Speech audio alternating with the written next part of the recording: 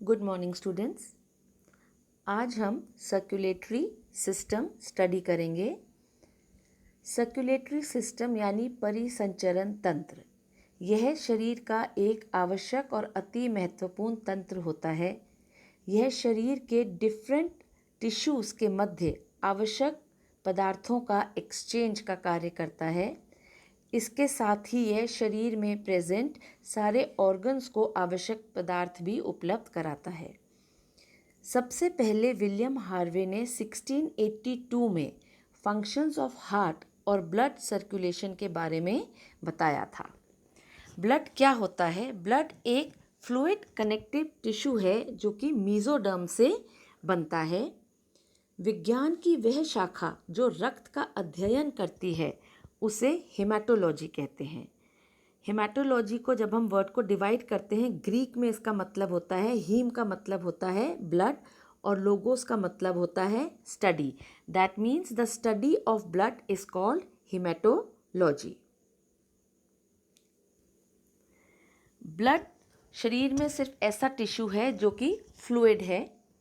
यह thick homogeneous liquid है, लेकिन जब इसको माइक्रोस्कोप के अंदर नीचे हम देखते हैं तो ब्लड सेल्यूलर और लिक्विड दोनों कंपोनेंट से बना हुआ दिखता है।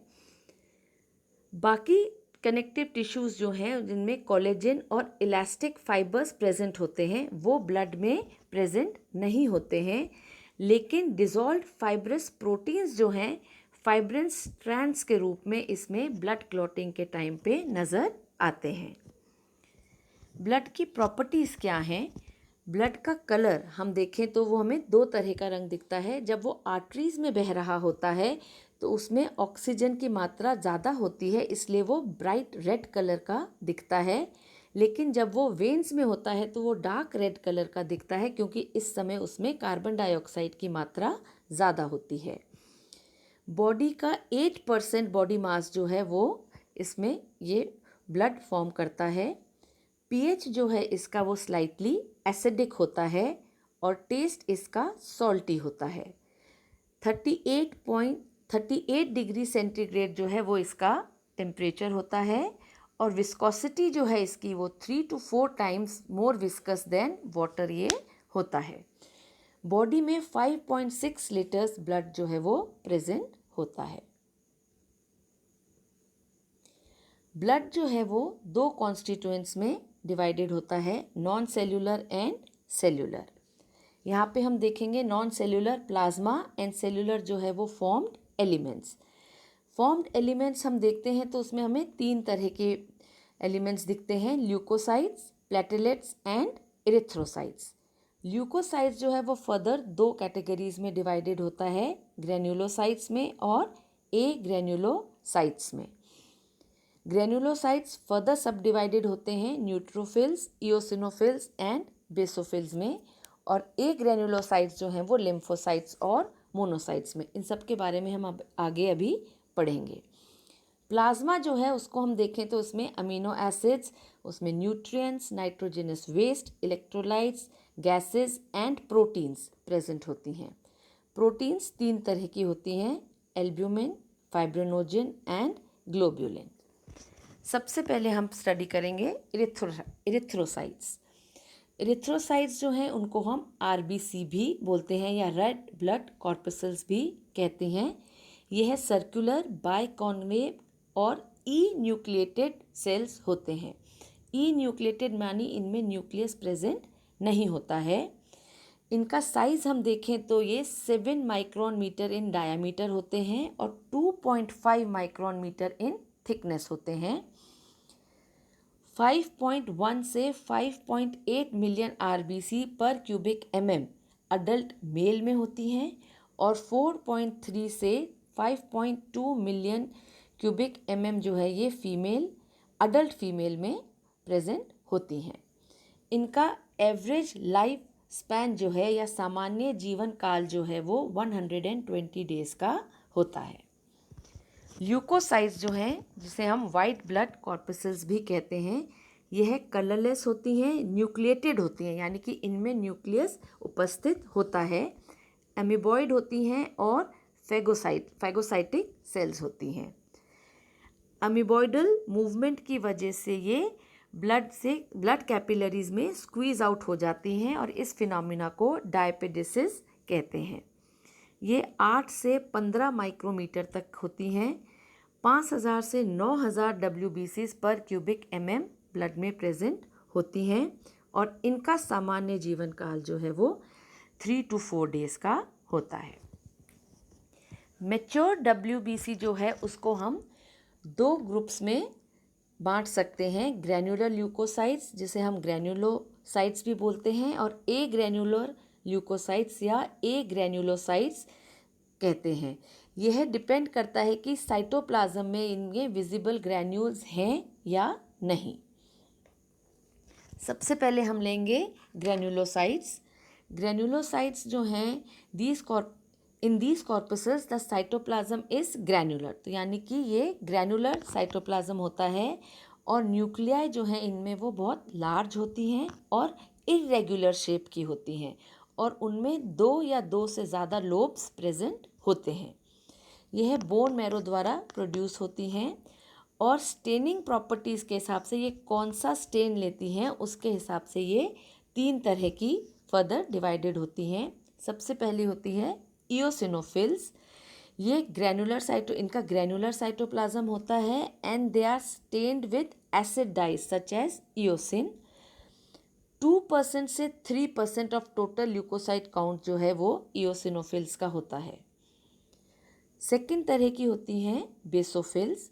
बेसोफिल्स जो है in these corpses the cytoplasm contains course granules जो कि ब्लू कलर का स्टेन लेती हैं। ये 0 से 4% of the total leucocyte count होती हैं। Third type is neutrophils. The cytoplasm of these corpuscles contains fine granules and they take the faint basic stain. They are commonly called polymorphonuclear leukocytes क्योंकि इनमें कई nuclei के shape जो हैं वो अलग अलग होते हैं। 65% से 70% ऑफ ल्यूकोसाइट काउंट जो है वो न्यूट्रोफिल्स का होता है। इसी तरह से ए ग्रैन्युलोसाइट्स जो होती हैं वो 2 तरह की होती हैं। ए ग्रैन्युलोसाइट्स जो हैं these corpuscles do not have granular cytoplasm. A granulo means उनमें ग्रैन्युलर साइटोप्लाज्म नहीं होता है। न्यूक्लिया इनका सिंपल होता है और उसमें लोब्स भी प्रेजेंट नहीं होते हैं। ये 2 हेड्स में डिवाइडेड है, लिम्फोसाइट्स एंड मोनोसाइट्स। लिम्फोसाइट्स जो हैं वो छोटे सेल्स होते हैं जिनके साइज़ वेरिएबल होता है, अलग अलग साइज़ की होती हैं ये, और ये ल्यूकोसाइट काउंट की 20% से 30% होती हैं। The amount of cytoplasm is much less as compare to the size of its nucleus. Nucleus के साइज़ के कंपैरिजन में इसका जो साइटोप्लाज्म का अमाउंट है वो कम होता है। They are less motile as compare to the leucocytes. Second category is monocytes. These are comparatively larger cells. ये थोड़े बड़े साइज के होते हैं और 4% से 8% टोटल ल्यूकोसाइट काउंट के जो है वो इसमें ये प्रेजेंट होते हैं। The amount of cytoplasm in the cells is much more as compared to the nucleus. Nucleus के कंपैरिजन में यहाँ पर साइटोप्लाज्म का अमाउंट जो है वो ज़्यादा होता है and they are bean shaped or oval nuclei. Then comes the blood platelets और thrombocytes. Thrombocytes जो हैं वो स्मॉल होते हैं, कलरलेस होते हैं और फ्लैट ग्रैन्युलर कॉर्पसेल्स होते हैं। ये RBC से काफ़ी छोटे होते हैं, ओवल या स्फेरिकल इन शेप हो सकते हैं। Their number is not constant, इनका नंबर कांस्टेंट नहीं होता है और इनका लाइफ स्पैन जो है वो 2 से 3 दिन का होता है। इस फिगर में हम ल्यूकोसाइट्स देख रहे हैं और ल्यूकोसाइट्स चारों तरफ से जो हैं वो इरिथ्रोसाइट से सराउंडेड हैं। पहला देख रहे हैं हम न्यूट्रोफिल्स जो मल्टी लोब्ड न्यूक्लियाई हैं उनके, फिर इओसिनोफिल्स हैं जो कि बायलोब्ड है, basophil which is also bilobed, then small lymphocyte जिसमें लार्ज स्फेरिकल न्यूक्लियस है almost covering the entire cell, और देन मोनोसाइट जिसमें किडनी शेप्ड का न्यूक्लियस प्रेजेंट है। These are the different types of blood cells in man: erythrocytes, lymphocytes, monocytes, neutrophil, eosinophil and basophils. Different types of nucleus जो कि इन cells में present है। Then comes the plasma, which is the non-cellular component. The plasma of the blood represents the intercellular substance and it is a complex, sticky, aqueous solution. ये total volume of blood जो है उसका 55% form करता है। इसमें liquid, serum और coagulative substance जिसे fibrinogen कहते हैं वो दोनों प्रेजेंट होते हैं। It is composed of water, inorganic and organic components. Inorganic components plasma के कौन कौन से होते हैं? ये है chlorides, bicarbonates and phosphates and sulphates होते हैं, sodium, potassium, calcium and magnesium के। Minute amounts of iron, phosphorus and iodine are also found. These are absolutely essential to the blood and to the normal functioning of the body tissues. Organic components of the plasma. The most important organic component of blood plasma are the variety of complex plasma proteins.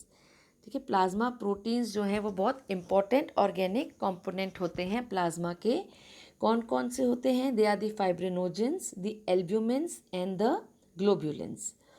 बाकी और organic substances भी इसमें present होते हैं जैसे कि nutrients and catalysts जिसमें glucose, fats, amino acid, vitamins and hormones present होते हैं। फिर इसमें वेस्ट प्रोडक्ट्स जैसे यूरिया और other nitrogenous products produced after the breakdown of ingested proteins and cellular proteins जो हैं वो भी प्रेजेंट होते हैं। यह फिगर जो है वो दिखा रहा है components of blood and their relationship of blood to other body tissues. इसमें हम देख रहे हैं कि टोटल बॉडी वेट का 8% ब्लड है। ब्लड जो है वो ब्लड प्लाज्मा और ब्लड सेल्स में डिवाइडेड है। ब्लड प्लाज्मा 52 to 62% होते हैं और blood cells form 36 to 48% of the total volume of blood. Blood plasma में मेनली वाटर होता है 90.5, 1.5% और बाकी इसमें other substances and proteins present होते हैं। अदर सब्सटेंसेस जो हैं वो 1.5% होते हैं जिसमें nutrients, hormones, nitrogenous waste, respiratory gases and electrolytes present होते हैं। प्रोटीन्स जो हैं वो 7% होते हैं जिसमें फाइब्रिनोजन 7% होता है, ग्लोब्यूलिन्स 36% होते हैं और एल्ब्यूमिन्स जो है वो इसका 55% होता है।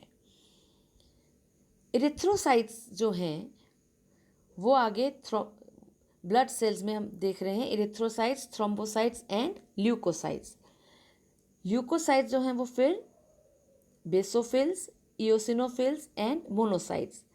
बेसोफिल्स 0.5 से 1% तक होते हैं, इओसिनोफिल्स 1 से 3% तक होते हैं और मोनोसाइट्स जो हैं वो 3 से 8% तक होते हैं। लिम्फोसाइट्स 20 to 36% होते हैं और न्यूट्रोफिल्स जो हैं वो 66 से 70% तक होते हैं। तो यह फिगर ब्लड के कंपोनेंट्स शो करता है। नाउ अगर हम जितना भी हमने अभी कंपोजिशन ऑफ ब्लड देखा उसको हम ब्रीफ में स्टडी करें तो ब्लड में क्या क्या प्रेजेंट है। सबसे पहले हमने देखा इसमें आरबीसीज प्रेजेंट हैं, इसमें डब्ल्यूबीसी प्रेजेंट है, प्लाज्मा प्रेजेंट है, फिर इसमें प्लेटलेट्स प्रेजेंट हैं। ये इंपॉर्टेंट कॉन्स्टिट्यूएंट्स हो गए इनके। इसके साथ साथ और क्या प्रेजेंट है? ऑक्सीजन प्रेजेंट है, इसमें हॉर्मोन्स प्रेजेंट हैं, कार्बन डाइऑक्साइड प्रेजेंट है, वेस्ट प्रोडक्ट्स जैसे यूरिया प्रेजेंट है, नाइट्रोजनस वेस्ट, और इसमें डाइजेस्टेड फूड भी प्रेजेंट है। तो इस तरह से हमने आज कॉम्पोजिशन ऑफ ब्लड स्टडी किया। अब जो जितने भी कंपोनेंट्स हैं ब्लड के उनके क्या फंक्शंस हैं ये हम अगले लेक्चर में स्टडी करेंगे। Thank you so much.